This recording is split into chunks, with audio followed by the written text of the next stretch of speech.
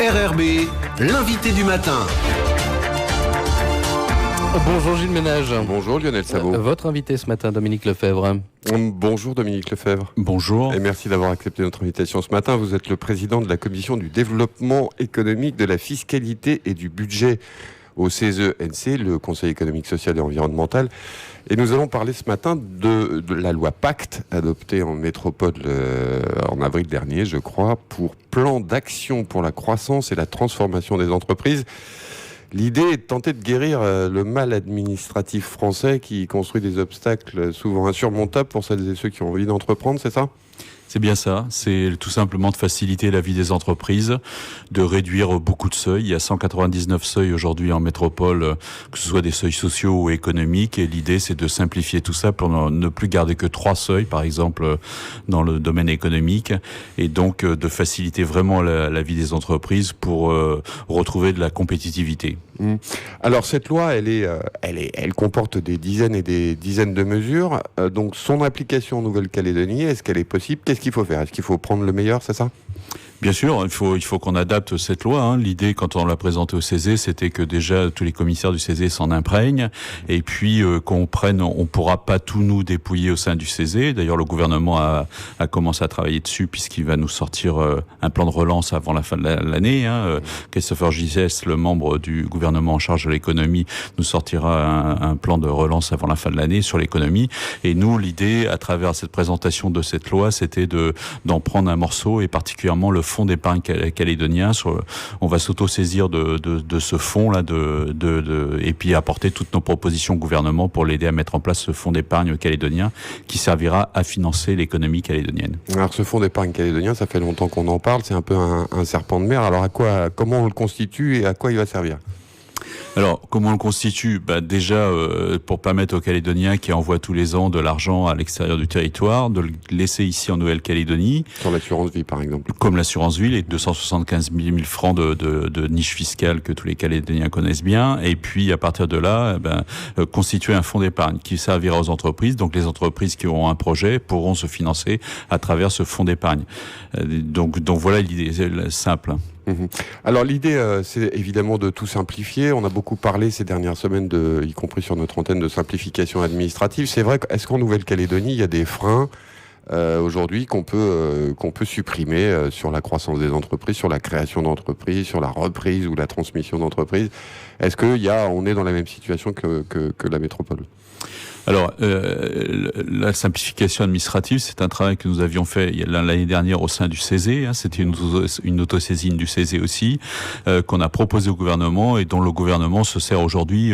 On a émis 39 propositions différentes sur la vie des entreprises. C'était tourné sur l'entreprise pour simplifier la vie des entreprises. Notamment le guichet unique, par exemple. C'est ça, exactement. Le guichet unique qui va voir le jour maintenant à travers chaque province. Dans chaque province, vous aurez un seul guichet unique, ce qui permettra de simplifier énormément les formalités pour les entreprises, évidemment, parce que vous savez qu'aujourd'hui, il y a plus de 23 formalités pour ouvrir une entreprise en Nouvelle-Calédonie, alors que vous avez des pays proches de chez nous, comme la Nouvelle-Zélande, où en 5 clics, vous arrivez à ouvrir une entreprise, quoi. En une demi-heure, ça y est, votre entreprise est ouverte. Donc, il faut vraiment qu'on rattrape ce retard, il faut qu'on passe à l'ère du digital, du numérique, et donc, à partir de là, il faut simplifier énormément la vie des entreprises. C'est un pan de la fameuse loi Pacte aussi.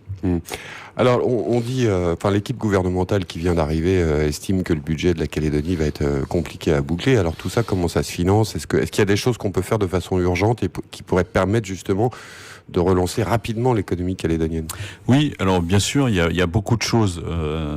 Il y a beaucoup de choses à faire rapidement qui ne coûtent pas d'argent.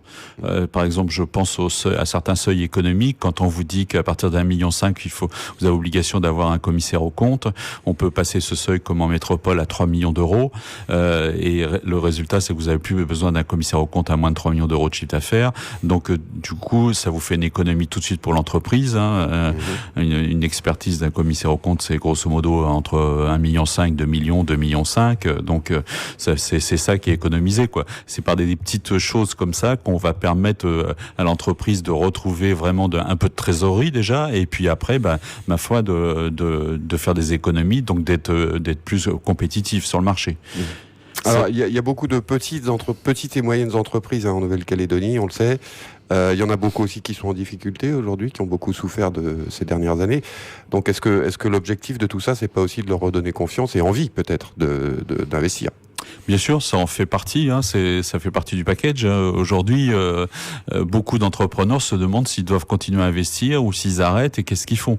Et redonner confiance à l'entreprise, c'est l'entreprise qui crée de la richesse, qui crée de l'emploi. Ne l'oublions pas. Donc aujourd'hui, c'est clair qu'il faut impérativement redonner confiance aux investisseurs à travers des mesures simples. Je peux en citer une autre dans le domaine social, qui sont au niveau des institutions représentatives du personnel. Où aujourd'hui, on avait fait un gros travail là-dessus en 2012 et 2013. On avait proposé la création d'un CDE, un conseil de l'entreprise, qui aurait réuni les délégués du personnel et le comité d'entreprise. Donc le but étant d'économiser du personnel, évidemment, des délégués, en fait, des IRP, mais sans leur baisser le volume d'heures. Ils auraient eu le même volume d'heures, mais moins de salariés. Donc là aussi, encore, ça coûte pas d'argent. Ça fait gagner de la compétitivité un peu à l'entreprise. Mmh. Alors, il y a une question évidemment que tout le monde se pose, c'est est-ce que les banques vont jouer le jeu ? Est-ce qu'elles jouent le jeu en Calédonie ? Est-ce qu'elles vont accompagner ce mouvement de simplification et ces efforts pour relancer la croissance ? Bon, je peux pas parler à la place des banques parce que je suis pas banquier. Mais vous les connaissez bien. Mais je les connais bien, oui. Les banquiers nous suivent généralement à partir du moment où on a un projet qui tient la route, qui nous connaissent nous en tant que gestionnaires. Donc c'est chaque entrepreneur qui peut négocier. Après, on attend avec beaucoup d'impatience l'arrivée de la BPI. Vous savez que la BPI arrive en septembre, qu'elle aura des produits à nous présenter, particulièrement sur la trésorerie. Donc, écoutez, on attend avec impatience l'arrivée de la BPI maintenant. Parce que la principale difficulté pour les jeunes qui ont envie d'entreprendre, de créer une entreprise, justement, c'est de démarrer. Alors comment on fait pour se sentir en confiance et trouver les moyens de créer sa propre entreprise ? Alors créer sa propre entreprise, c'est une aventure, c'est une véritable aventure. Il faut avoir de la volonté, il faut avoir du punch, et puis après il faut être négociateur. Il faut aller négocier avec les banques, il faut aller négocier avec tout le monde pour arriver à monter son projet.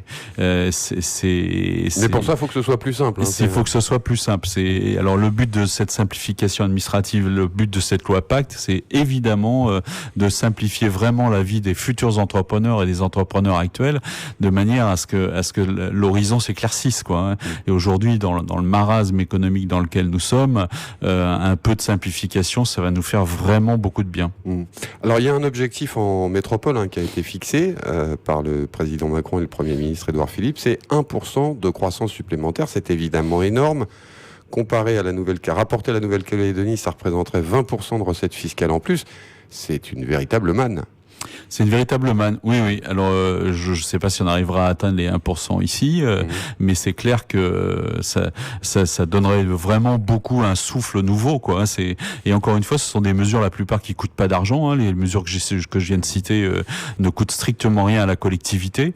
Donc, c'est tout l'intérêt de simplifier la vie des entreprises pour leur redonner de la compétitivité et donc les amener à se développer. Il y a un point très important aussi, puisque il y a un pan de la loi qui est sur l'export.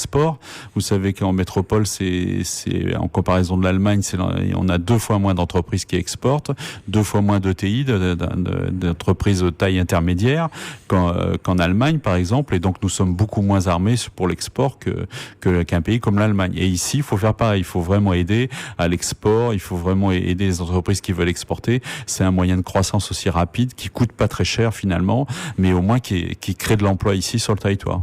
Alors, le gouvernement s'est emparé de vos idées, on l'a vu déjà pour la simplification administrative. Christopher Gigès, le membre du gouvernement en charge de l'économie, était présent d'ailleurs la semaine dernière quand vous avez présenté cette loi Pacte. Qu'est-ce qui va se passer à partir de maintenant ? À quelle échéance on peut commencer à voir les premiers effets des mesures qui seront prises ?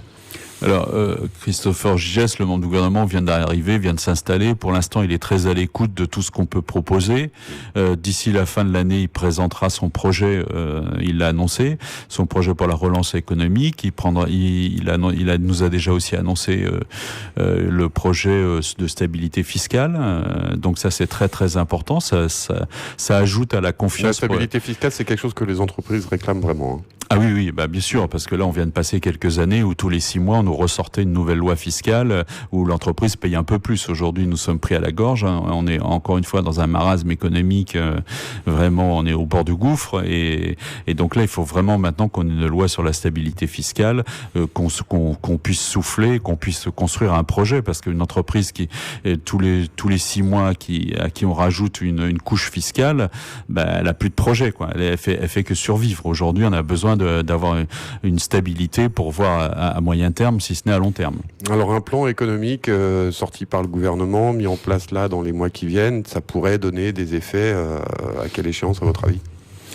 Bah après, tout dépend du dynamisme avec lequel on le met en place. Je pense que si on le sort début 2020, fin 2020, début 2021, on commence à avoir les premiers effets. C'est clair, c'est évident que redonner de la confiance aux entrepreneurs, les entrepreneurs se retrousseront tout de suite les manches et iront vers cette modernisation de l'économie. Il y a encore beaucoup de gens qui ont envie d'entreprendre en Nouvelle-Calédonie, Dominique Lefebvre ? Bah, j'espère que oui, parce qu'un pays sans entrepreneurs, c'est un pays qui n'avance plus, qui régresse, donc il faut redonner confiance aux entrepreneurs. Merci Dominique Lefebvre d'avoir accepté notre invitation ce matin. Merci.